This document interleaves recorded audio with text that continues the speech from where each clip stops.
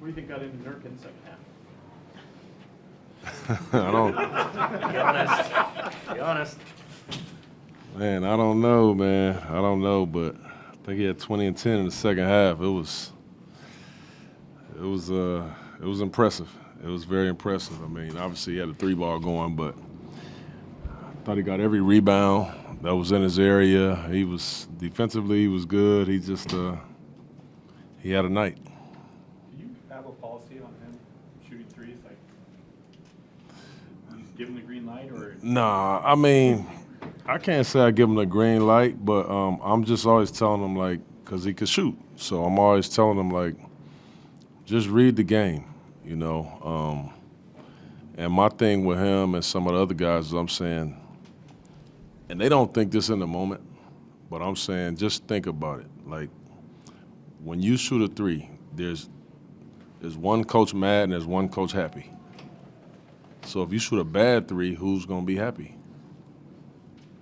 They will. So be thinking about that, you know. But we space him out on a lot of plays because we know he can't shoot, and especially if another team has a rim protector, we try to space him so we can get in there and make that play. And, you know, tonight Nurk was big time. He was big time. What do you think he's done on his shot selection from three this year? There's only been a couple times when I've been like, all right, Nurk, that's enough, you know. There's only been, I think, maybe actually 2. But he's done a very good job of not taking advantage of that freedom, if you will. You said a few weeks ago that you didn't want him to get too used to shooting because you felt like the other team would gladly let him take as many as he wanted. Mm-hmm. Do you think that might be changing? Yeah, I think he's shooting a heck of a percentage, you know. And so I don't think that they just are wanting him to shoot it. But like I made a real effort, you know. It was like halfway through the fourth quarter where he had the rookie on him. I said, no, turn 5. We're going to play through Nurk for a couple possessions here. And he got fouled, free throw line, got fouled again, you know. So I'm not going to let him just settle there the whole time, but it is a weapon for us. Chauncey, what does having him be able to make threes consistently do for this team? Well, it's a big deal. You know, there's not a lot of centers in the league that are as talented and as skilled as him at that. You got a big guy that can kind of man your paint defensively. He rebounds. He's good at, he can pass when he don't get careless. He can pass, and that can actually make a three. There's a small, you can't name me that many guys that can do that. So it does make us a little more dangerous offensively. You know, some of the sets and some of the ATOs that I might draw up, spacing him out, it adds a different dimension to us, to our offense. Was a big night for Dame a distraction for your players and maybe Dame himself, especially early in the game? No, I didn't feel that way at all. I mean, I only felt that way that first Oklahoma game where I thought, you know, we wanted it so bad for Dame that we all just was pressing for him. And it probably cost us the game. But I didn't feel that way at all tonight, you know, that no matter how the game went, the one thing that I did say to the guys is it was very bittersweet, you know, when Dame passed Clyde that night in Oklahoma City because we lost the game. So let's make sure we go out and make this a very, very special night that he'll always remember. Let's win the game, you know. So, and we did that. Are you still kind of glad to have it completely behind you guys now, all aspects of it, now that the home ceremony's happened and all that? Nah, I don't feel either way about it. You know, I think more than anything, I'm glad that we were all able to be a part of it. You know, it's a special thing. I mean, that record stood for 27 years or something like that, and it probably will never be broken. You know, because he's going to really put it out of reach the next however many years. So, just being able to be a part of it is something that we all can say that we witnessed very closely. So, no, I don't feel that way.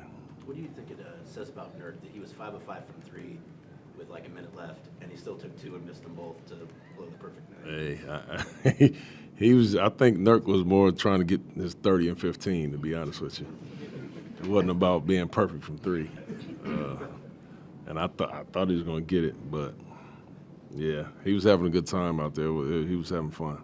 Chauncey, you came in your career right at the end of Clyde's. What do you remember about him as a player? Yeah, I didn't play against him that much, but I just grew up watching him, and I just knew that he was, outside of Michael Jordan, and you talk about like prototypical two guards, shooting guards. He was it. He was super athletic. He can shoot. He can get to the basket. He was just a scoring machine. And I've gotten to know him very well.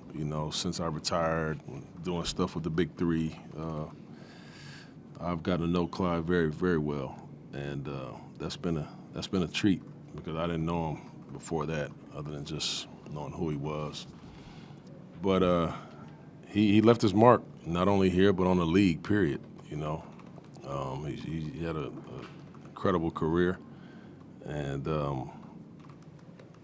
I've talked to him quite a bit over the last month or so with all of this stuff going on. So it's been good kind of catching up with him. But Clyde is the man. Chauncey, Nurk has talked several times this year about having to sacrifice touches. Have you felt that be a struggle for him, or how have you seen him handle his role this year? No, I haven't felt that being a struggle for Nurk at all. Nurk is he's just such a good teammate, man. And he really cares, and he actually really wants to win. And I think that, the more you try to upgrade the roster and you bring in the Jeremy Grants of the world, and you have a young guy like Ant who's ascending, that there's going to be some sacrifice that needs to happen. And Nurk knows that. And, he's going to have nights like this where we play through him. And I think he's okay with that. Nurk is he's just such he knows the level of commitment that we showed him, this summer. And he wanted to be here, and we wanted him to be here. And I think he's very happy with that. But along with getting better and trying to win, a lot of people's roles will be adjusted, throughout the process. So where do you see his value? What's the number one thing that's your role, that's what we need you? Well, first of all, it's on the defensive end. We need him to continue being the anchor defensively, and he has been, and then on the glass, rebounding. The scoring and all of that stuff is just extra. But I think he's an excellent screener. He uses that big body very well. He's an excellent screener. And then he's a pretty good secondary playmaker when he catches in the pocket. So there's a lot of things. I just named probably 4 or 5 or 6 for you. When you said one, there is no one. I mean, he's a talented joker, man. Chauncey, when you flip on the tape tomorrow, whenever practice, you get the win tonight. What are you looking at in that first half that you guys need to address? Yeah, I've been doing this a long time as far as being in the league, and I knew that tonight was going to be a tough game. You come back from a 6-game road trip. The guys had 2 days off. I gave them 2 days off for Christmas. They off Christmas Eve and Christmas Day. Come in and have a shoot around, and I knew tonight was going to be a tough game.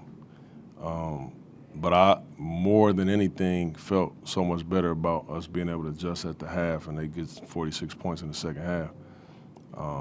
So I knew it was going to be tough, but the things that we're going to be talking about and going over are things that have been going on for weeks and a month. It's not just the Charlotte game tonight. What are a couple of those things that you want to address? Just a lot of the defensive issues that we've had. I've shared it with y'all the whole time through. Our physicality or lack thereof, some of our principles and concepts. I feel like we've had slippage because we started making shots. First, 15 games, we wasn't making shots this year, but our defense was holding us down. We was getting wins. Then we started making shots, and defense kind of slacked off. So we got to find that happy medium in there. So there's more stuff like that that we'll get to work on.